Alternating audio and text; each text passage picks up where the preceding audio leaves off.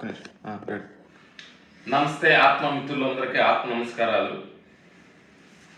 ఈ రామలక్ష్మణులు ఏంటి ఈ మధ్య అంతా తత్వబోధన చేస్తున్నారు, ఫిలాప్స్ ఇస్తున్నారు. వీళ్ళకి ఏం చదువుకున్నారు, వీళ్ళకి ఏం మహాభారత రామాయణం పురాణం బైబిల్ చదివారా, చదువు జ్ఞానం లేదు, వీళ్ళు పోయి మాటలు చెబుతున్నారు ఏందని మీ అభిప్రాయాలు కొంతమంది ఉండొచ్చు, తప్పులేదు. మీరు చెప్పటం వీళ్ళు చెప్పటం మేము వింటామని అనుకోవచ్చు.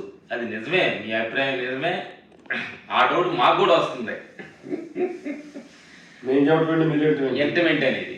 కానీ ఈ మాట నచ్చిన వాళ్ళు ఎవరైనా ఉంటారు కదా, అది మీకు ఇంత తెలియగల వాళ్ళు, ఈ జ్ఞానం ఉన్నవాళ్ళు కాదు మీరు చెప్పేది. ఇది తెలియకుండా మా మాటలు నచ్చేవాళ్ళు ఎవరు ఉంటారో వాళ్ళ కోసం చెప్తాం అనమాట. అది దీని గురించి మీరు పెద్దగా తీసుకోవద్దు అని చెప్తూ, పరమాత్మ స్వరూపులారా,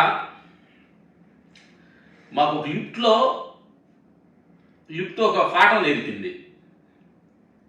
ఒకరోజు మంచి కొత్త బట్టలు డ్రెస్ వేసుకున్నాము, క్యాబులు పెట్టుకున్నాము, డ్రెస్ వేసుకున్నాం కాబట్టి లిఫ్ట్ ఎక్కాం.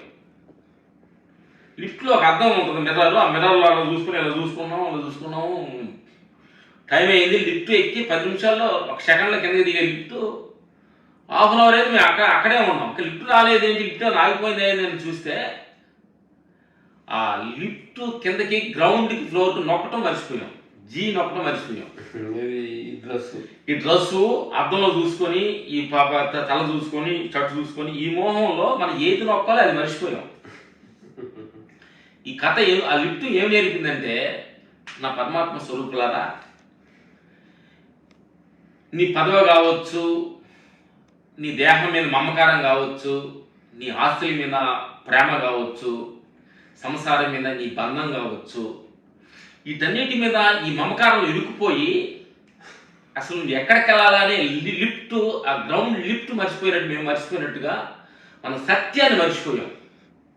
అందుకని పరమాత్మ స్వరూపులారా, నీకు ఆస్తులు ఉండొచ్చు, అంతస్తులు ఉండొచ్చు, నీకు పదవి ఉండొచ్చు, నీకు డబ్బు ఉండొచ్చు, ఏమైనా ఉండొచ్చు, కానీ మనం ఎక్కడికి వెళ్తున్నామని ఆ జ్ఞానం అనేది ఉంటే చాలు. ఈ ప్రపంచంలో మనం సత్యం తెలుసుకోవచ్చు. ఇంకే దీనికంటే పెద్ద స్టిచ్ అవసరం లేదు. ఇన్ని ఉండా కానీ ఆటలో నువ్వు ఉండకుండా మనం ఎక్కడికి వెళ్ళాలి, చిచ్చు నొక్కితే కిందకి వెళ్తున్న లిఫ్ట్ అనే గమనం మన దగ్గర ఉంటే ఇదే జ్ఞానం, ఇదే ముక్తి, మోక్షం. అంటే దీనికోసం పెద్దగా మనం చేయాల్సిన అవసరం లేదు. ఇది చిన్న జ్ఞానం. నమస్తే మిత్రులారా, ఆత్మమిత్రులందరికీ థ్యాంక్స్.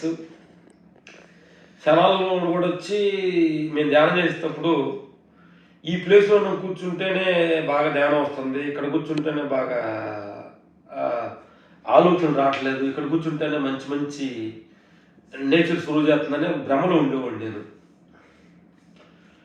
ఆ భ్రమ కూడా ఆ ప్లేస్లో కూర్చోకపోతే ఏరసి ప్లేస్ కూర్చుంటే అనేజీకి ఫీల్ అయ్యేవాడిని. ఆ ప్లేస్లో కూర్చున్నట్టే ఇంకా ఆలోచనలు తక్కువ ఉండేవేమో, మంచి మంచి ఎక్స్పీరియన్స్ వస్తుందేమో అని ఫీల్ అవుతూ ఉండేవాడిని. నిన్న వచ్చిన ఎక్స్పీరియన్స్లో ఏం తెలిసిందంటే, నువ్వు ఏ ప్లేస్లో కూర్చున్నావు అనేది కాదు, ఎక్కడ కూర్చున్నావు అనేది కాదు.